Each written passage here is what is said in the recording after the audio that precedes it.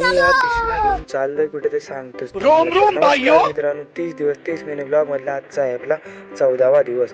वरनं जाताना काहीच नव्हतं माझ्याकडे, फक्त एक बॅग. आता पुण्याला रिटर्न येताना म्हणजे 2 पिशव्या दिल्या आईने. आता गावातून काहीतरी घेऊन गेलंच पाहिजे पुण्याला. आता बसलो डायरेक्ट पोहोचलो, म्हणजे बसमधून डायरेक्ट मंडणगडला. आता मंडणगडला बोलो काहीतरी खाऊया बोलो मस्त की, मग उतरलो, वडापाव खाल्ला, चहा प्यालो आणि मग डायरेक्ट निघालो. म्हणजे बोलू मंडणगडचा व्हिडिओ काढतो. आणि बघतोय ते का भरपूर गर्दी होती मंडणगडमध्ये. सकाळचे 8 वाजता मंडणगडमध्ये होतो मी. आणि डायरेक्ट नंतर पोचलो म्हणजे माणगावला सुद्धा भरपूर गर्दी. मी माणगावला पोचलो डायरेक्ट 11:30-12ला. माणगाववरून मग भाऊनं डायरेक्ट निघालो आणि मी बसलो होतो. आणि एवढा ऊन लागत होता की बेकार. उन्हाने पूर्णपणे माझी हात जिरलेली. एवढा ऊन लागत पूर्ण घाम निघत होता.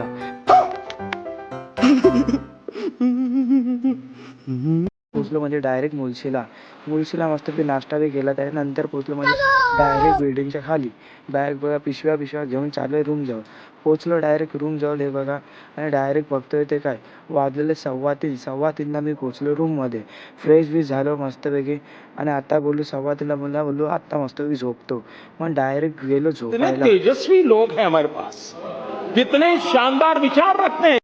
झोपून उठलो ते डायरेक्ट बघतोय ते काय संध्याकाळचे 7 वाजलेले. मित्रांनो, आवडशील नक्कीच लाईक करा. भेटू पुढच्या ब्लॉगमध्ये.